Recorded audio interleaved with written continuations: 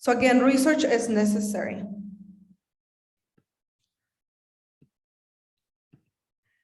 So are you able to see oh, yes. So are you able to see a poll that I just sent? Yes. Okay. So what should be the first step in all social work research? Okay.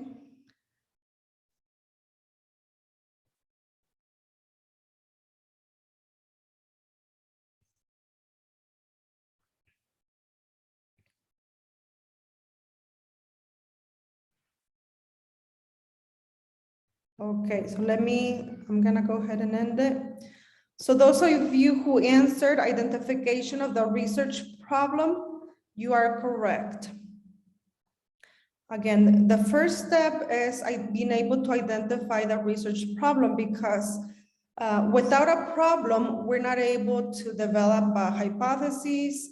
We're not able to develop the statistical analysis strategy, or develop the specific research questions.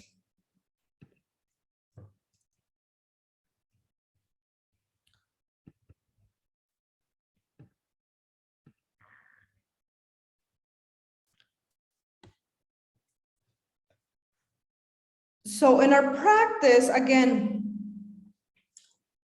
what we need to think about is not necessarily what problem are our clients facing, but we also need to think about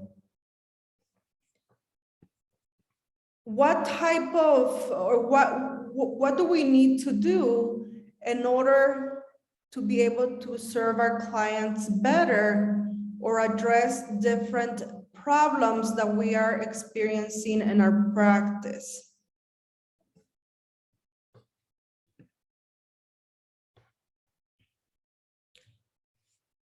So even though there are many different problems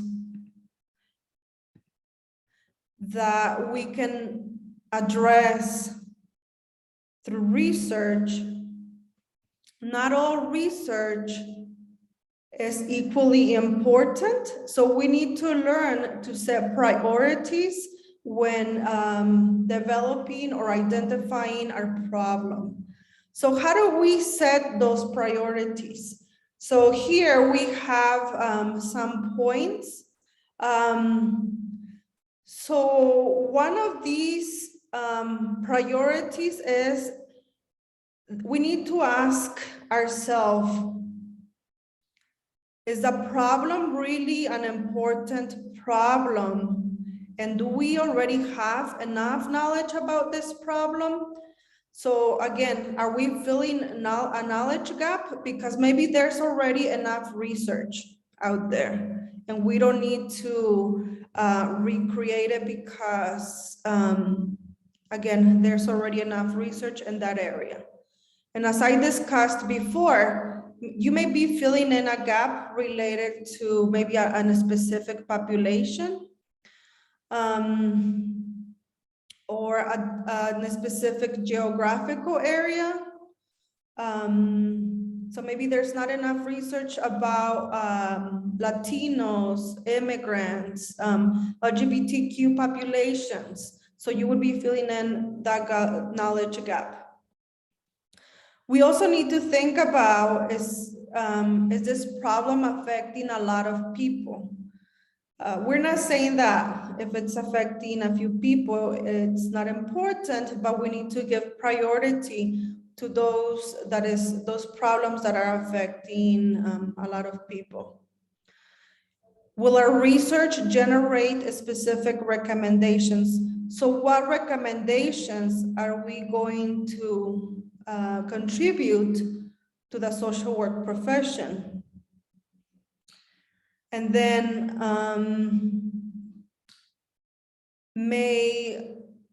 are we going to produce products that will help other researchers? So will our research be helpful for other researchers that want to build on our research?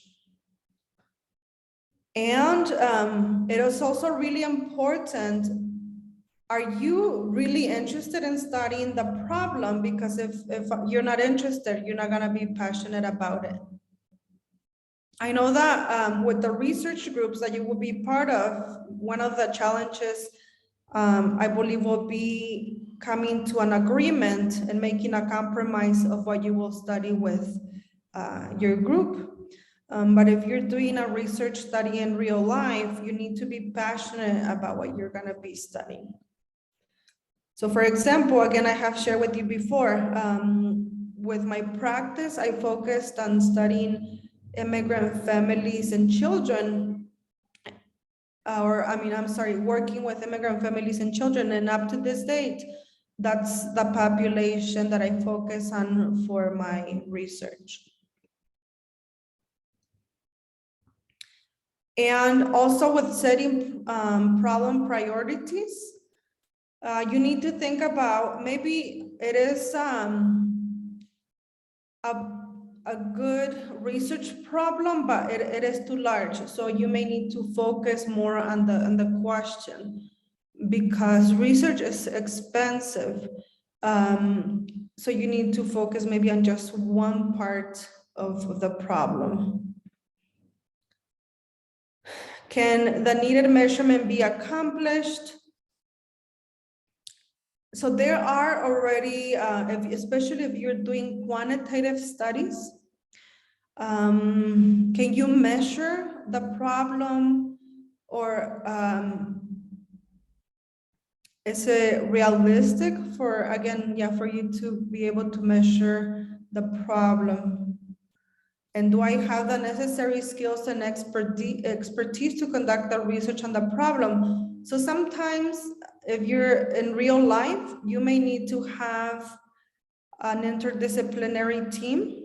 So in practice, so for example, you may bring other professionals and even agencies a lot of times hire researchers to come and do evaluations or research together with them. As professors, many times we are interested in collaborating with agencies. So that's another option that you can consider, bringing in like different people to work together with you if you don't have the necessary skills. And will I have access to the needed data? So either is the data already collected in the agency, or am I able to collect it? So for example, if I'm working with asylum seeking populations, it's gonna be difficult to have access. And also in regards to ethics, the IRB is gonna be more difficult for them to allow me to talk directly to asylum seekers unless I provide some follow-up support to them.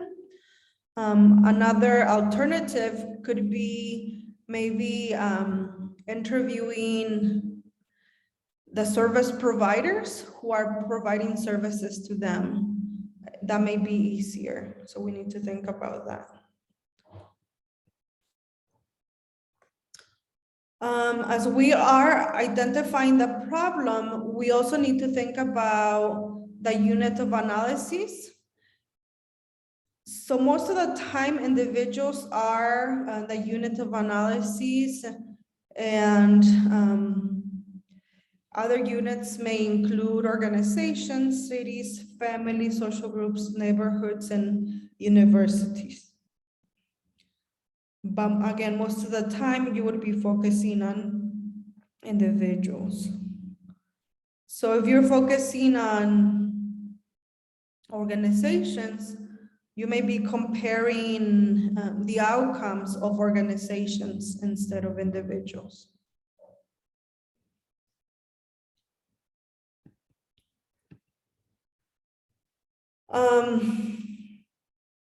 Okay, so right now we're gonna stop and do an activity, and then we're gonna come back to the lecture.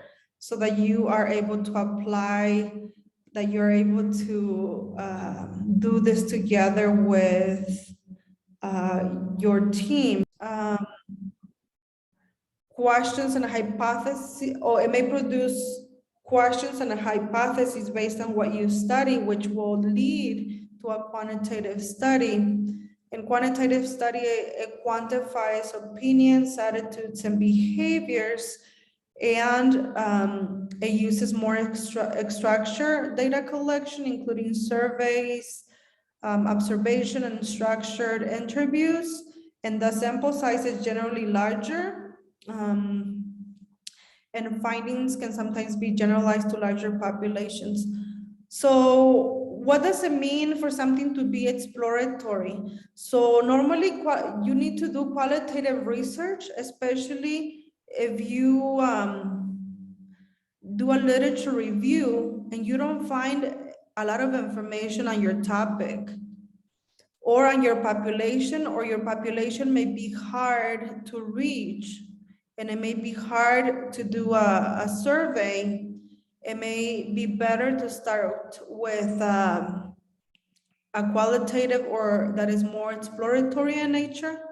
So when I started doing research for the first time, it was back in 2009, after I had graduated from my MSW.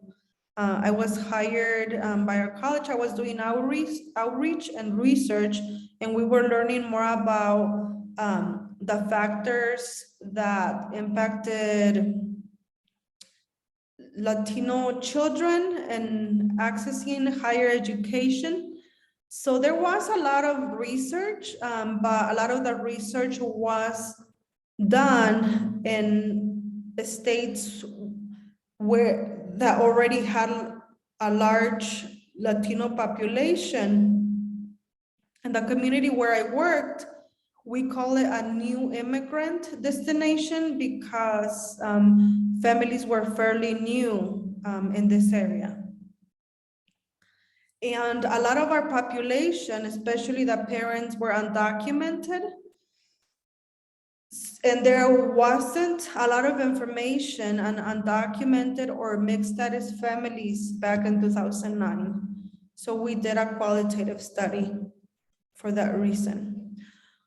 Right now in New Mexico, I'm conducting a study with another professor, and we're learning about the barriers and facilitators that have an impact on immigrant families' access to different services in Doña Ana County. There's a lot of research on service access, but again, there's not a lot of research specifically related to undocumented or mixed status families. So we started with an exploratory study. And based on what we learned in the first phase of the study, now we're using that information to develop surveys or to identify other existing surveys. So for example, we have identified the Hispanic stress inventory to learn more about like how different immigration and legal status factors impact families' stress. But because we already learned from the first phase that families said that a large factor or a large barrier in accessing services is their legal status and being afraid of being deported. So so sometimes you can start with qualitative, and which may lead to quantitative, or sometimes you can do what it's called a mixed status. Mixed methods study. So that's how they're different. And the qualitative, you normally do maybe 25 to 30 interviews. And quantitative is usually like larger sizes because you do surveys. So again, both are helpful because a qualitative helps you to understand the why I'm sorry, the how and the quantitative, the why. So qualitative, it's like a story, a narrative, and it helps you to better understand like the big picture. In the quantitative, again, it's more related to numbers. And it helps you understand relationships. For example, if you want to know like how an intervention may lead to a decrease in depression, that would be quantitative. But if you want to understand like how a population is experiencing depression or how a population is experiencing COVID, well, that's a great topic for qualitative. COVID is fairly new, so qualitative would be well suited.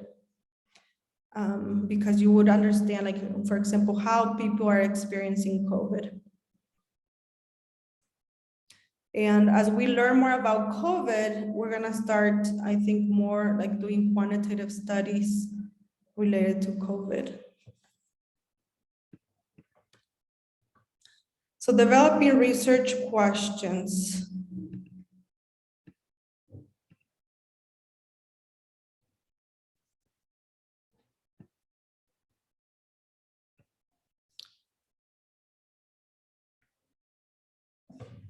Let me share with you.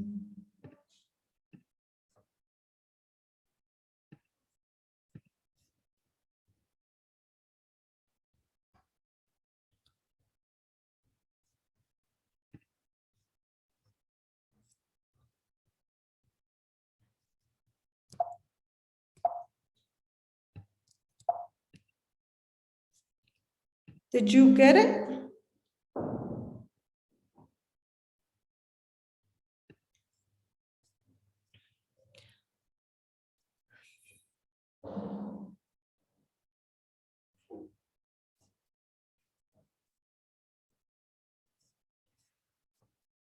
So now you're gonna take the next step and you're gonna try to focus your question. So based on the problem that you identified, now you're going to create a question or questions that are related to this topic or to this problem. And you're gonna go through this table to be able to focus your question better.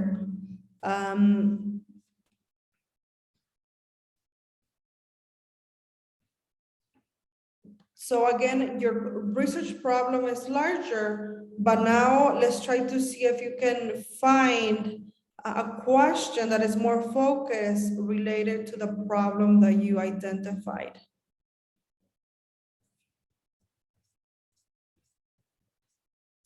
And also, so I went over quantitative and qualitative. So if your question is more exploratory in nature, it's more likely that your study will be qualitative. So for example, here on the sheet, on the top, it provides an example of a quantitative question. It's in red, and it says, are IQ scores and income levels positively correlated among adults in the United States? And right now, if you don't use those words, for example, correlated, I mean, that's fine. We can work on that later on. But this question is more quantitative because it is asking if IQ scores and income levels, if they have a relationship to or if adult males in the US, if that is correlated to IQ scores and income levels. And the qualitative one is asking more like how do men and women differ in the meaning they give to staying at home to care for their children. Another example, like I said, for the study that we're doing right now, we're asking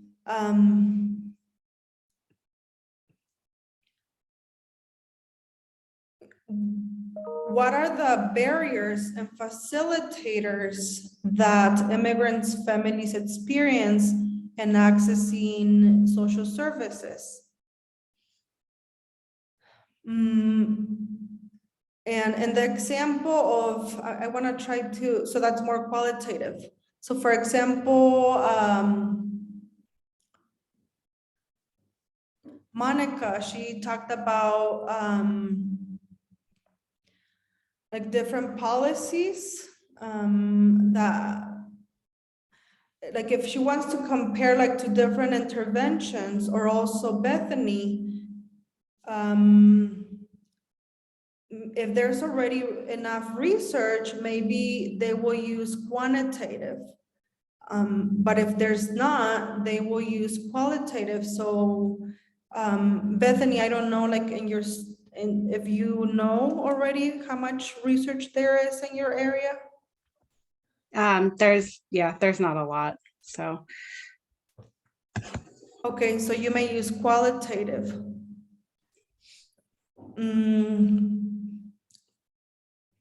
So let me do another example of quantitative. So for example, in quantitative, we want to compare how, if there's like two different groups of clients, if one group is receiving group therapy and group 2 is receiving individual therapy, like how do their outcomes differ on a clinical depression scale? So we want to compare individual therapy and group therapy for immigrant populations, for example. So that would be more quantitative. But again, if we want to learn more about how is group therapy helping individuals overcome clinical depression, so we're asking more the how. We want to hear their stories. And for the other one, we wouldn't be able to hear their stories. We're just learning about what is the outcome of individual therapy and what is the outcome of group therapy. And we would measure that through a depression scale.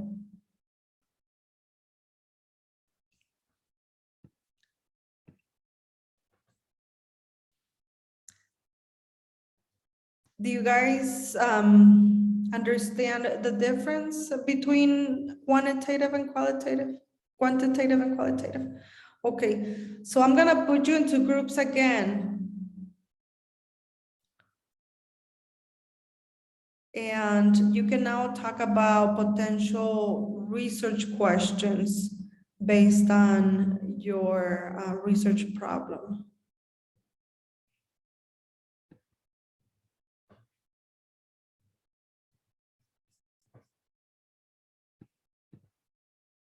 So you can go back to the same rooms that you were in.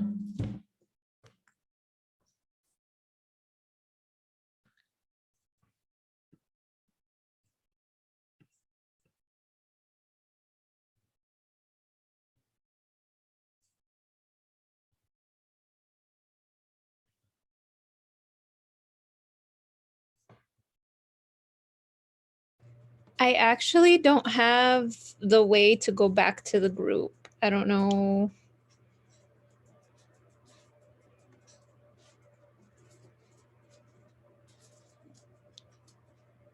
I can't hear you, Miss Lopez. What group are you in? I believe it was 3 with Kania and Stefan and Alondra. Okay. Thank you.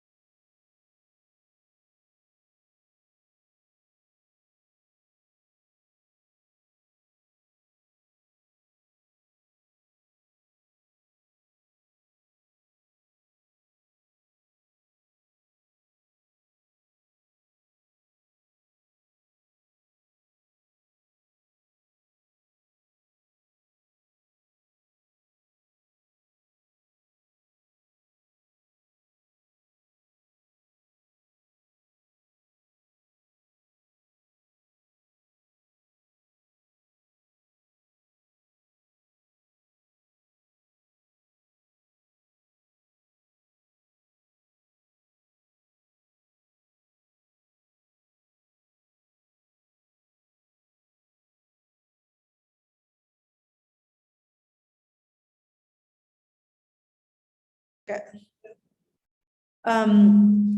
So the purpose of a literature review, again, it is critical, it is fundamental in a research study, because right now you were trying to create or identify the research problem and also develop your research question without any previous research. So I think that made it hard.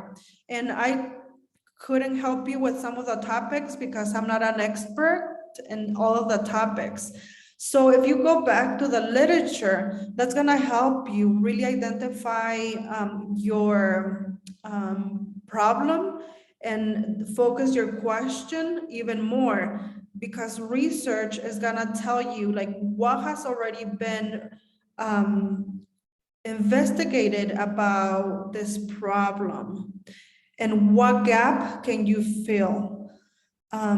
So what has already been done and where can you go from here?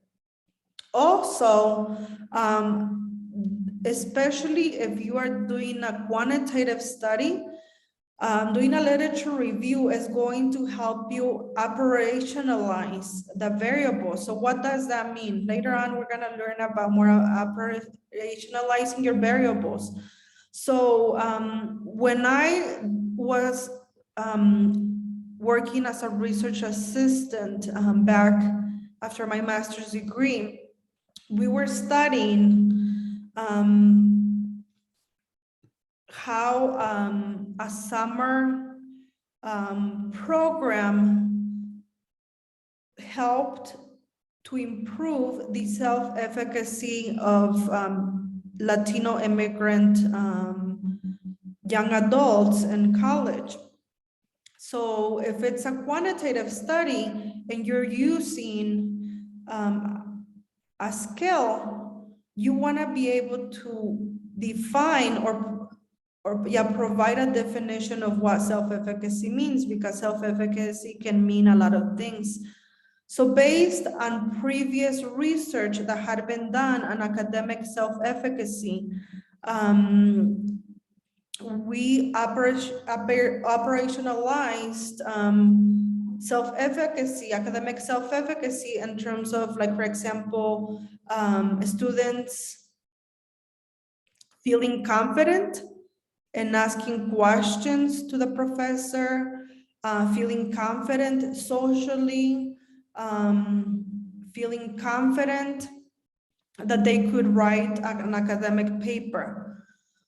So we used, again, a previous study that had already been done. So we didn't make these new concepts or definitions up in order to define our variables. So again, it's really important, and especially in quantitative studies. So identifies potential problems in the research and necessary to cite relevant literature.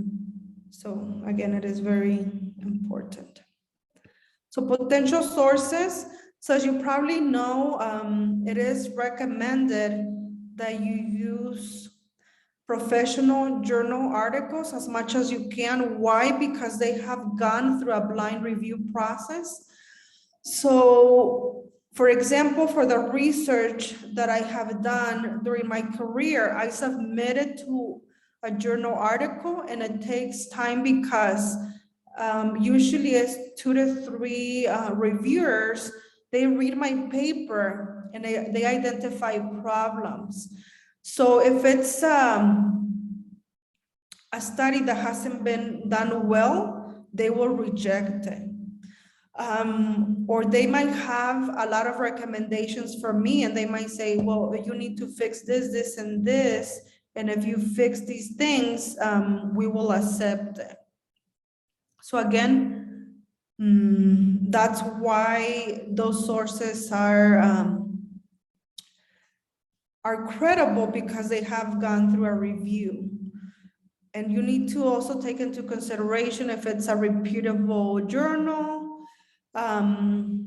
if the authors have good credentials. So that's why you're gonna be doing a critique of a journal article for your first assignment, because you're gonna be evaluating the research that was done, the quality of the research. So internet websites, I mean, yes, you can still use them, but they're not preferred. So you just need to evaluate the source, again, the credentials of the author, whether it's based on research, how well the information is documented, how credible does this source look? Books are also a good source, but a lot of books do not go through a review. Most recently, my colleague and I wrote a book chapter, but the editors, you know, they're people who have good credit, they're credible, and we also went through a review process. They reviewed our chapter and make sure that it provided credible information and based on previous research. So again, you know, just making sure that it is a credible source, looking at the author's credential. Is it based on opinion or research? Because like I said, the chapter that we wrote is based on previous research. So we did kind of like a recapitulation of the research that had been done before on immigrant children and families, but it wasn't based on our opinion. So that's something that you need to take into consideration. On personal interviews with authorities, it is also valid, but again, you need to ask like what makes them an authority. The information that they're providing, are they providing it based on their expertise and research, or are they basing it based on their personal opinion? Conference presentations, again, you just need to evaluate the credentials of the presenter, whether the presentation, again, whether it was based on opinion or based on research.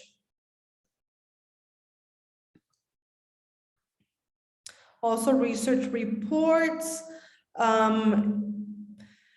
So for example, our research that we're doing in Doña Ana County, we put together a research report. And I think it's a great source of information for a lot of agencies that want to know how to better work with immigrant families. The downside to that is that we didn't go through a review. We wrote the report based on our findings, but no one went through a review to make sure that our information was credible. But I mean, I think a lot of times, again, just making sure, checking on the author's credentials and reading on what type of research they conducted to develop the findings. And again, making sure that it's not based on opinion. So some questionable sources, like again, workshop content, newspaper articles, radio and TV, magazines and periodicals. And it doesn't mean that you can't completely use these. I, again, give the same advice, making sure that it's a credible source, looking at their credentials, and seeing if it's based on sound research or if it's based more on their opinion. Like newspaper articles and radio and TV, well, a lot of these are based on opinion. So yeah, just making sure that maybe they cite a study that you can go back to. And for this class, I would highly recommend that you use databases from our library. That's the best way to find different articles. And if they're not available, I don't know how many of you already know that you can request articles through a service we have called Interlibrary Loan. How many of you are aware of the interlibrary loans? Okay, that's good. Great.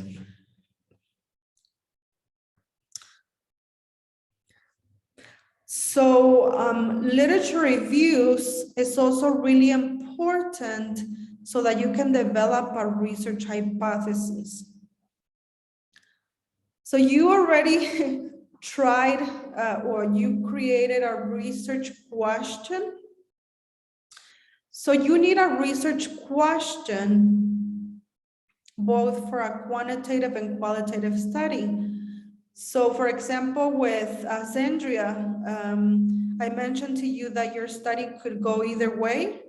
So if you say like how, that would be more of a qualitative. If you say do they, that would be more of a quantitative because you would be testing a hypothesis.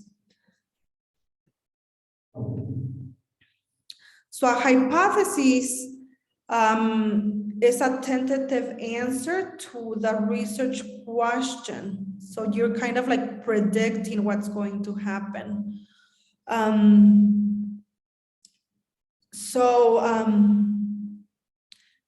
For example, for my thesis, I focused on how it was quantitative, and I focused on how immigration status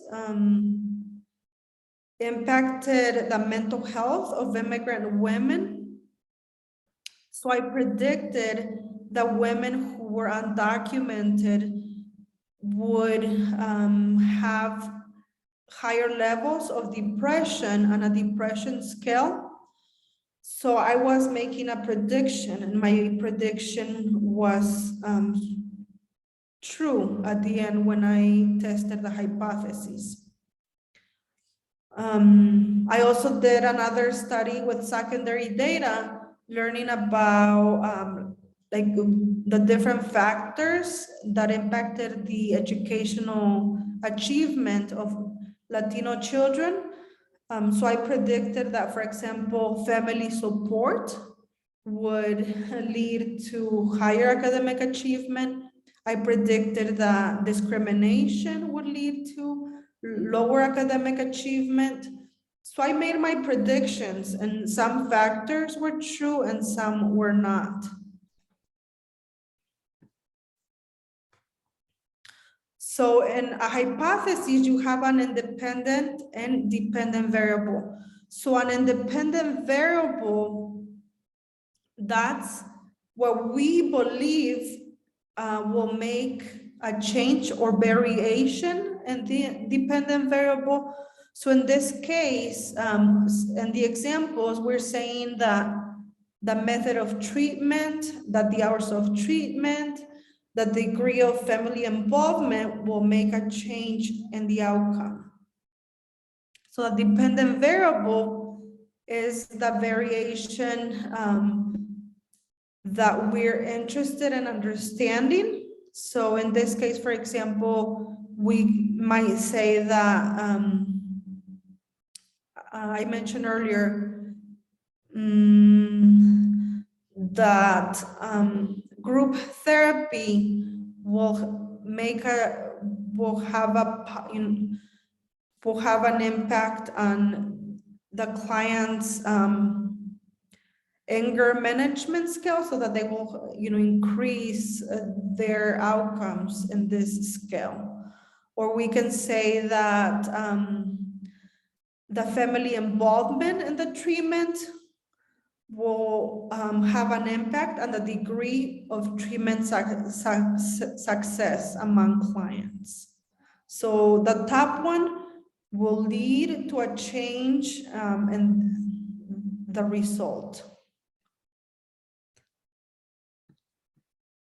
So this is another example that I was providing earlier. So if we have two groups, one group is receiving cognitive therapy and the other one is not. So we can say that group therapy leads to a higher score on a clinical depression scale. And example B, behavior therapy plus medication will lead to a higher score on an eating disorder scale compared to group 2, who is only receiving behavior therapy. And the same for individual and group therapy. We're saying that individual therapy may receive a lower score on anger management scale as opposed to group therapy. So we're making a prediction of what's going to happen. There's another term that is very similar. It's called predictor and outcome variables. And it's basically the same, but we use the term predictor variable when the independent variable when the researcher has no control over the independent variable. So in this case, for example, gender, we don't have control over gender, educational level, or ethnicity. And the other example, we could control the type of intervention, but in this case, we can't control the predictor variable. So we can say that gender has an association with the score on a statistic exam. We can also say that the educational level will have or will predict job satisfaction, and that ethnicity will measure parenting style, or depending on the ethnicity that the family comes from.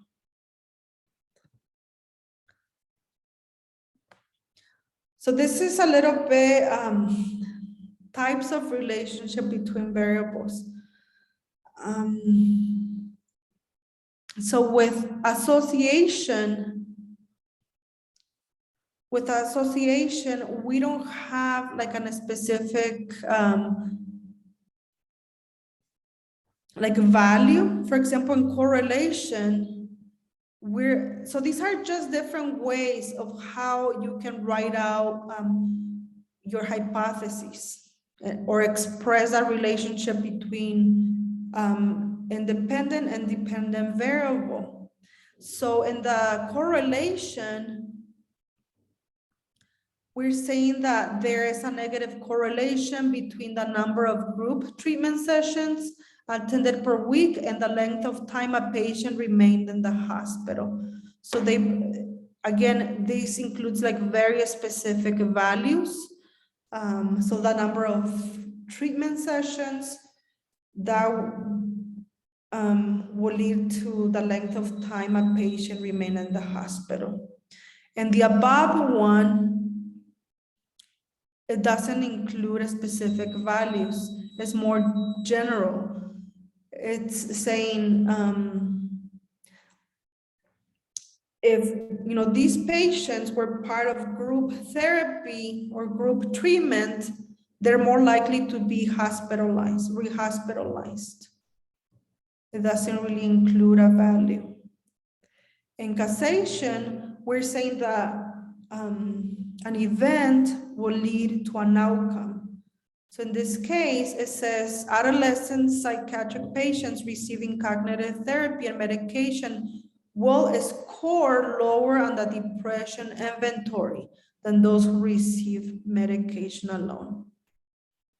So if you're doing quantitative study, you can refer back to these to see how it would be better to phrase your hypothesis or the relationship that you are testing.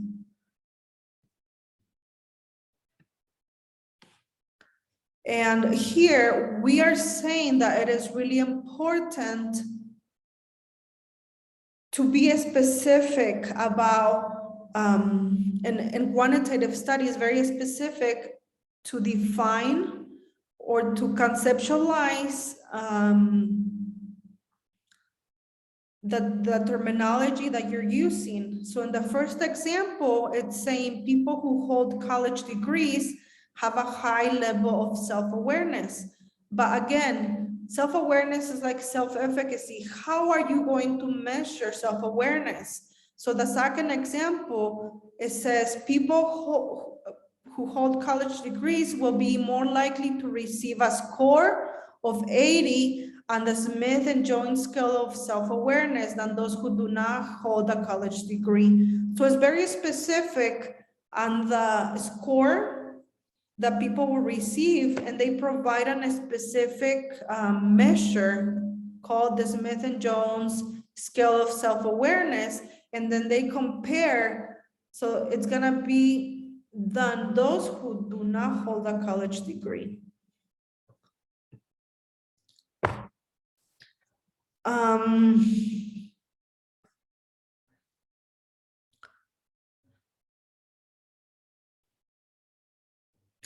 So I'm gonna share this with you as a class, since we don't have a lot of time to do this as a group activity.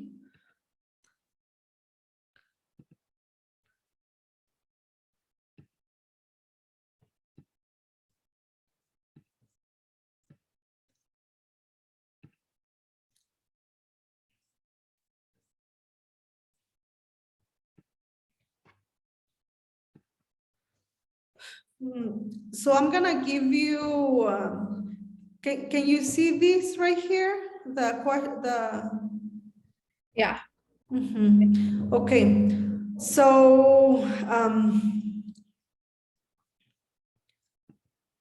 I'm gonna give you just a couple of minutes to think about how you might develop a hypothesis. And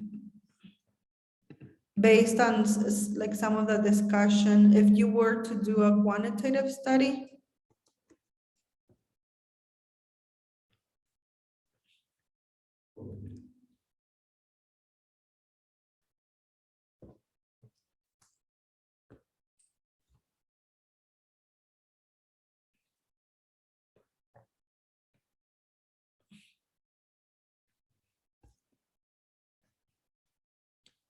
so I'm gonna give you 2 minutes just to look, to try to think about how you might do a hypothesis.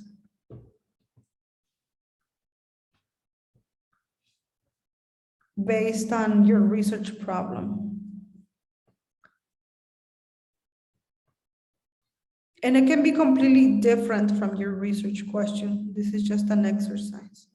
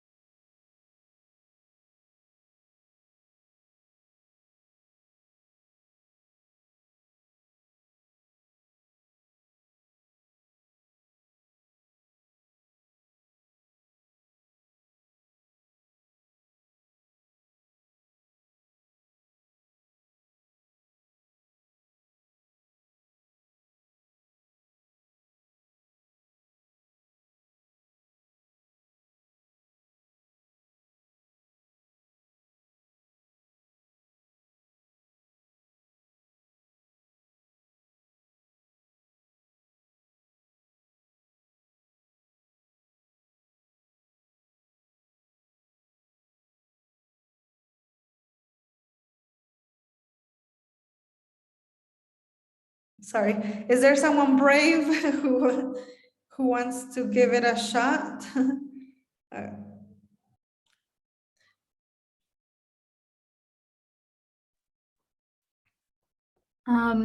Based on our research question, I was thinking, as a hypothesis, teachers who are more knowledgeable on communication style of adolescents will have a positive impact on We're more knowledgeable in communication styles. communication style of adolescents with disabilities.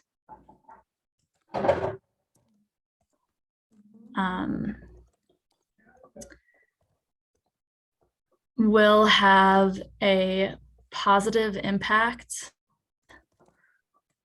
on their educational outcome.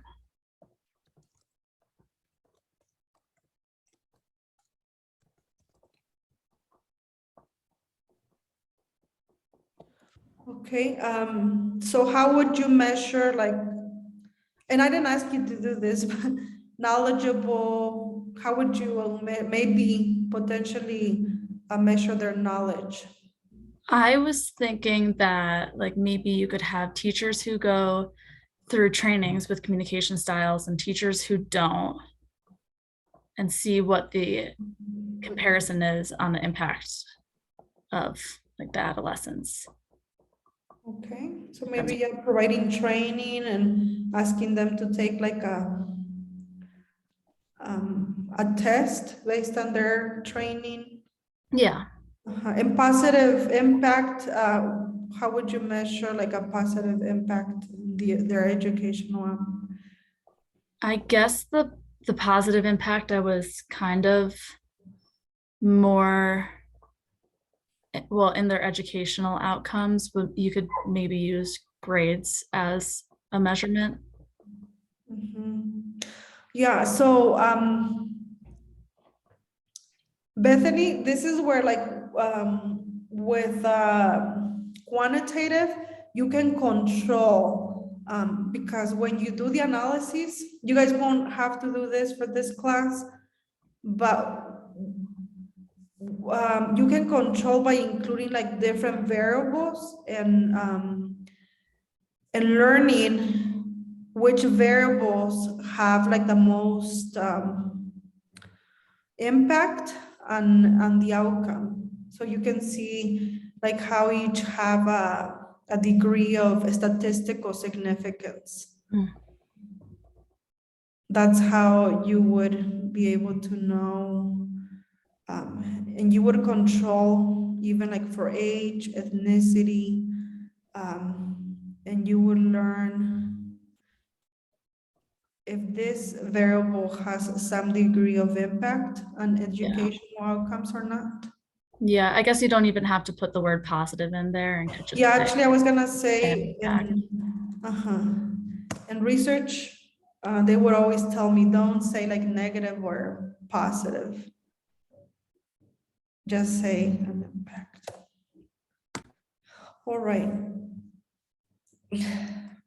Well, thank you so much for being willing to share your example, Cassidy. I wanted to go over, do you guys have, I know that it's a lot of information and throughout this process, I can continue to provide feedback on your work. So these were just some initial exercises to get you to start thinking about these concepts and how you're gonna be applying them to your final project. And also, so that you can think about these concepts when you start evaluating your article. So on February 13th, you have to submit an article. So you have to choose an article, a qualitative article for the qualitative article critique. And then you also have to submit an outline of what you will be including in your presentation. So this is also a group presentation. So I would recommend that you identify a qualitative article that is related to the topic that you're interested in studying eventually for your final project, so that you can start learning more about the research problem. Right now, you don't have to do anything about like the research problem. You just have to critique the article. Let me.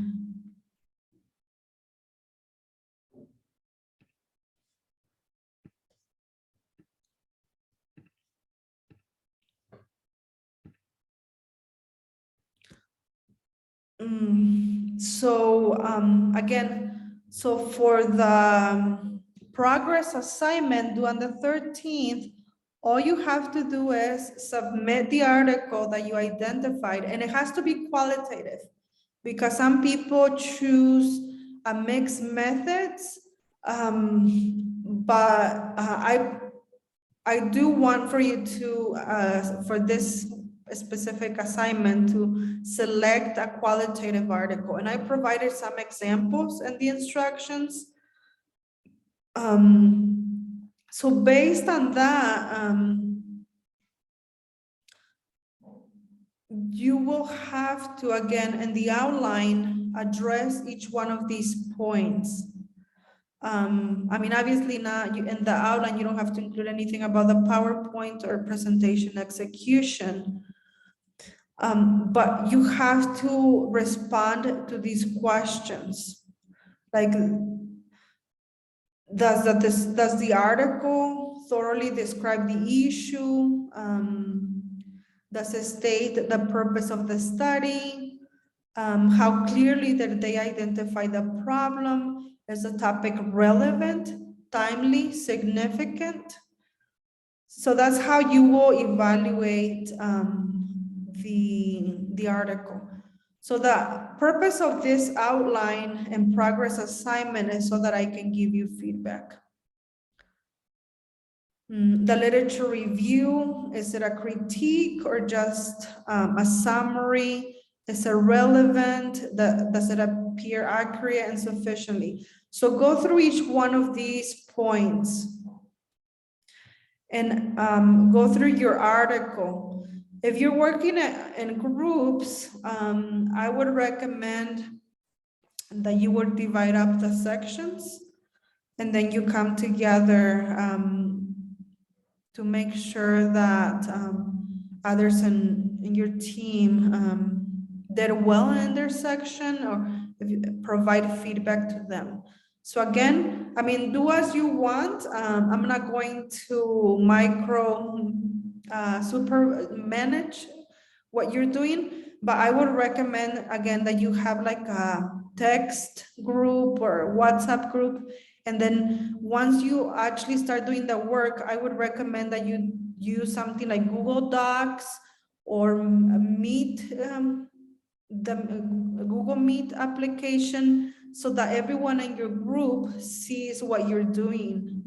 And at the end, that someone makes sure that you have, the product that you want, and only one person is in charge of submitting it. So again, go through this so that you can let me know if you have any questions.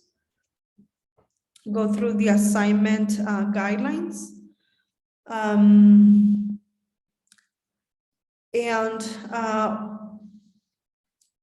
What I'm thinking is that I'm gonna do a sign up, because I think, thinking about it and thinking about how it went last year, I think it would be better if only maybe half of you present your presentation live on the day that we meet, and then the other half, if you submit it, record it, if you record it and submit it through Canvas.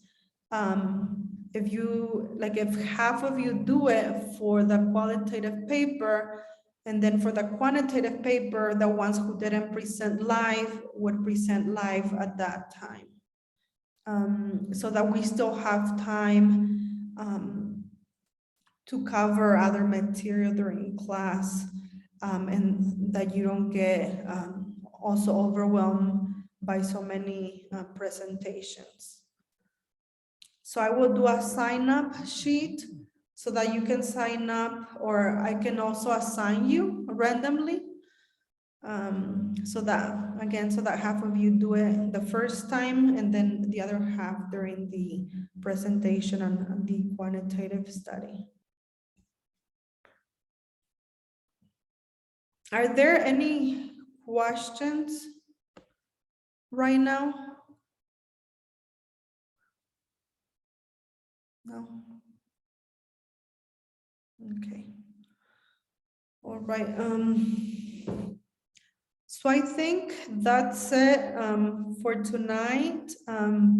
Again, please start working on this assignment so that you can let me know if you have questions. And then this week you also have the quiz due. It's just a very short quiz and it is open book. And continue working on the city certificate.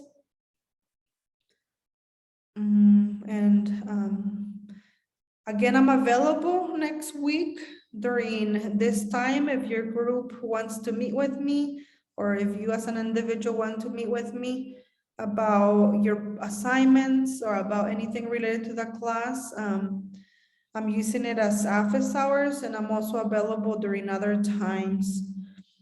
And if not, I will see you in 2 weeks. Okay. Well, thank you so much and great job on the group work that you did tonight. Thank you. Thank you. Thank you. Mhm. Thank you. Thank you.